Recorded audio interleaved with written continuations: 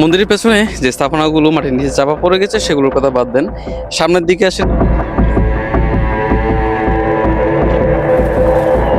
এই ভিডিওগুলোকে যথেষ্ট পরিমাণ শেয়ার করুন, শেয়ার করে এমনভাবে শেয়ার করুন যাতে এগুলো সাইন কমিটির চোখে গিয়ে পড়ে।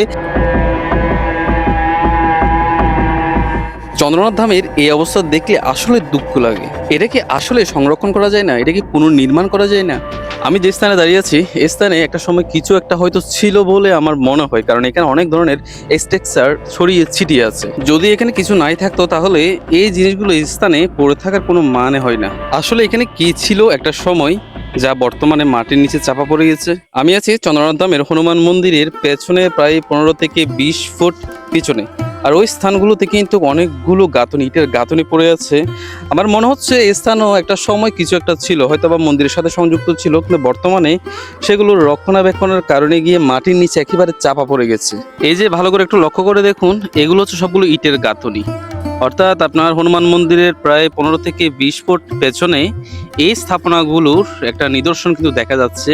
মনে হচ্ছে এই স্থানগুলোতে একটা সময় কিছু একটা ছিল।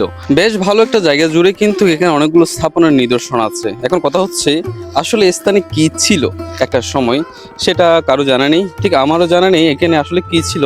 তবে এখানে একটা ব্যাপক কাজ কারবার ছিল একটা সময়, সেটা বোঝা যাচ্ছে। আমি মন্দির থেকে সামান্য কিছুটা পেছনে, আপনারা যদি কখনো চন্দ্রনাথ ধামে আসেন ঘুরতে, তাহলে হনুমান মন্দিরের পেছনে আসবেন। আসার পর অনেকগুলো ইটের গাঁথনি, ইট ছড়িয়ে ছিটিয়ে পড়ে আছে, যেগুলো হচ্ছে পুরাতন ইট, খুব প্রাচীন ইট বলে মনে হয় দেখলে। এখন কথা হচ্ছে স্থানে কি ছিল একটা সময়, সেটা বের করা অবশ্যই প্রয়োজন। আর একটা বিষয় হচ্ছে হনুমান মন্দিরের পাশে কিন্তু দুই একটা শ্মশান পড়ে আছে। আসলে শ্মশানগুলো কাদেরকে এই স্থানে আপনার সমাধিস্থ করা হয়েছে, এগুলো কিন্তু দেবতার সম্পত্তি, অর্থাৎ এগুলো মন্দিরের জায়গা। আর মন্দিরের জায়গার মধ্যে কিন্তু শ্মশান পড়ে আছে। অবশ্যই যাদের শ্মশান রয়েছে তারা সামান্য কেউ ছিল না, সাধারণ কেউ ছিল না, কিন্তু এদের কাদের এই শ্মশানগুলো, এই নিয়েও কিন্তু একটা প্রশ্ন জাগে। আসলে এই বিষয়ে আমি জানি না, আপনারা কেউ জেনে থাকেন অবশ্যই কমেন্টে জানাতে পারেন। আসলে এখানে যে হনুমান মন্দির রয়েছে, হনুমান মন্দিরের পাশে যে শ্মশান দুটি রয়েছে, আমার পেছনে যে শ্মশানটি দেখতে পাচ্ছেন, এই শ্মশানটি অ্যাকচুয়ালি কার? এখানে শুধুমাত্র মন্দিরের পেছনের অংশ না, মন্দিরের পেছন দিয়ে একটা পাহাড়ি রাস্তা আছে, যেটা দিয়ে হয়তো পাহাড়িরা আসা যাওয়া করে। সেই রাস্তা ধরে যদি আপনি অনেকটা পথ হাঁটেন, তাহলে এখানেও কিন্তু পুরাতন ইটের গাঁথনি পড়ে থাকতে দেখবেন, এখানে পুরাতন ইটগুলো পড়ে থাকতে দেখবেন। অর্থাৎ শুধুমাত্র মন্দিরের 15 থেকে 20 ফুট পর্যন্ত জায়গা না, এখানে আরো বিশাল বড় জায়গা ধরে কিন্তু এখানে একটা স্থাপনা একটা সময় ছিল। তবে সেই স্থাপনাগুলো বর্তমানে একেবারে বিলীন হয়ে গেছে, যেগুলো হয়তো আপনি চাইলেও এগুলো উদ্ধার করে সংরক্ষণ করতে পারবেন বলে আমার মনে হচ্ছে না। কিন্তু অন্তত জানার একটা ইচ্ছা থাকে যে এ স্থানে একটা সময় কি ছিল, অর্থাৎ যে হনুমান মন্দিরের পাশে অন্য কোনো মন্দির ছিল কিনা, এটা ইতিহাস ঘেটে দেখতে হবে। তবে আমি চেষ্টা করে দেখছি যে এখানকার যে স্থাপনাগুলো ছিল একটা সময়, সেগুলো বর্তমানে নেই। যেগুলো বর্তমানে নেই সে স্থাপনাগুলোর সন্ধান খুঁজে বের করতে। তবে হয়তো বা অসম্ভব কিছু হবে না। আমি যতদিন সীতাকুণ্ড চন্দ্রনাথ ধামে আছি অবশ্যই চেষ্টা করব যে সেই স্থানগুলো খুঁজে বের করতে, যে স্থানগুলো বর্তমানে একেবারে লোকচক্ষুর আড়ালে চলে গেছে। যেমন এগুলো একেবারে কিন্তু রাস্তার পাশে, অর্থাৎ হনুমান মন্দির তো আমাদের চন্দ্রনাথে ওঠার পথেই পড়ে, আর তার পেছনেই কিন্তু এখানে যে স্থাপনা ছিল সেই স্থাপনার বর্তমানে কিছুই দেখা যায় না। শুধুমাত্র আপনি অনুভব করতে পারবেন যে এখানে যে ইটগুলো পড়ে আছে, ইটের গাঁথনিগুলো পড়ে আছে, সেই ইটের গাঁথনির মাঝে কিন্তু ইতিহাসটা লুকিয়ে একেবারে মাটির নিচে চাপা পড়ে গেছে। তবে এগুলো খুঁজে বের করার চেষ্টা করবো যে আসলে এখানে কি মন্দির ছিল, আমার জানতে ইচ্ছা করে। আপনাদের যদি কারো জানা থাকে যে হনুমান মন্দিরের পেছনে কোনো মন্দির ছিল কিনা, অবশ্যই আপনারা কমেন্ট করে জানাতে পারেন। অন্তত আমি জানি এবং আমার সাথে সাথে যারা আমার ভিউয়ার্স আছে তারাও জানুক যে এখানে একটা মন্দির ছিল এবং সেই মন্দিরটা কি ছিল। মন্দিরের পেছনে যে স্থাপনাগুলো মাটির নিচে চাপা পড়ে গেছে সেগুলোর কথা বাদ দেন, সামনের দিকে আসেন। সামনের দিকে বর্তমানে হনুমান মন্দির যেটা রয়েছে সেটার অবস্থা দেখুন।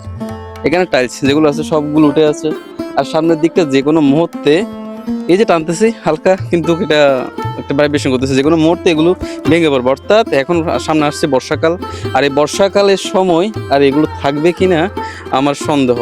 যে কোনো মুহূর্তে এগুলো ভেঙে পড়তে পারে। তো পিছনে যেগুলো অলরেডি চলে গেছে, মাটির নিচে চাপা পড়ে গেছে, সেগুলো সংরক্ষণ তো মনে করেন যে এখানে এগুলো সংরক্ষণ করতে হলে হনুমানজিকে পুনরায় আবার পৃথিবীতে অবতীর্ণ হতে হবে সশরীরে, হয়তো বা তিনিই পারবেন এগুলোকে সংরক্ষণ করতে। এগুলো মনে হয় না বর্তমানে যারা আছেন এগুলো দায়িত্বরত তারা পারবেন বলে আমার মনে হচ্ছে না।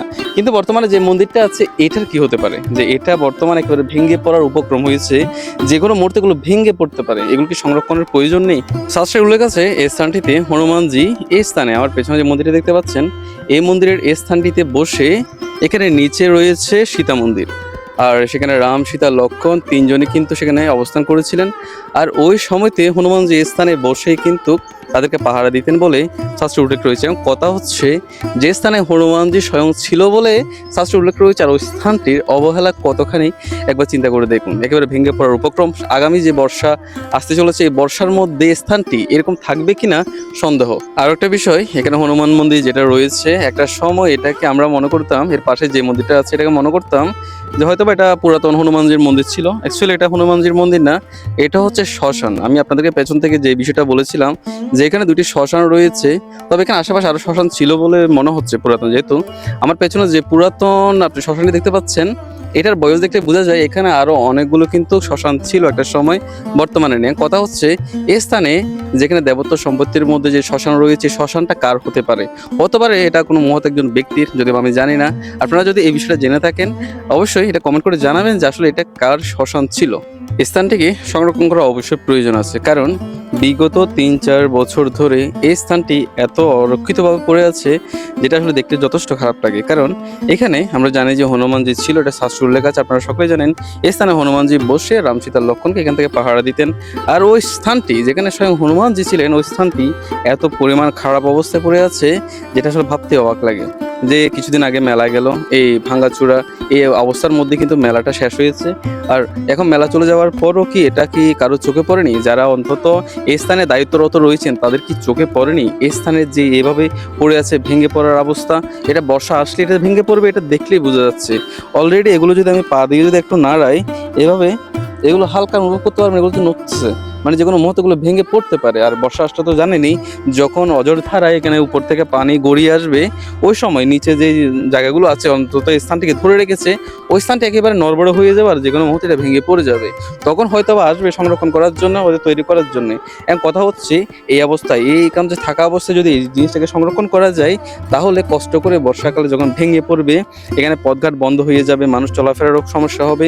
ওই সমস্যাটুকু তো অন্তত পড়তে হবে না যদি বর্তমানে এই স্থানগুলোকে আপনার সঠিকভাবে যদি সংরক্ষণ করা যায়, এগুলোকে যদি পুনরায় পুনর্নির্মাণ করা যায়, তাহলে এই সমস্যাটুকুর মধ্যে আর পড়তে হবে না। যেহেতু স্থানগুলো বর্তমানে সাইন কমিটি তত্ত্বাবধানে রয়েছে, তা আমি অনুরোধ করব সাইন কমিটিকে অনুরোধ করব যে এই স্থানটিকে অন্তত একটু সংরক্ষণ করে দিন। অনেকজনে কিন্তু এই স্থানটি নিয়ে অনেক ধরনের কথা বলছে যে একটা পবিত্র জায়গা যেখানে হনুমানজি স্বয়ং ছিলেন, ওই স্থানটি একেবারে এরকম অরক্ষিতভাবে পড়ে আছে, জিনিসটা দেখতেও খারাপ লাগে। কারণ এটা চন্দ্রনাথের ঢুকার মুখে কিন্তু এই মন্দিরটি পড়ে, এখন কি এই ভাঙ্গাচোরা মন্দিরটি দর্শন করে মানুষকে উপর দিকে যেতে হয়। আর প্রথম অবস্থায় যদি এরকম থাকে, তাহলে ভেতরের মন্দিরগুলো কেরম অরক্ষিতভাবে পড়ে আছে এটা দেখলে বাইরের মানুষরা কিন্তু অন্য ধরনের কমেন্ট করতে পারে।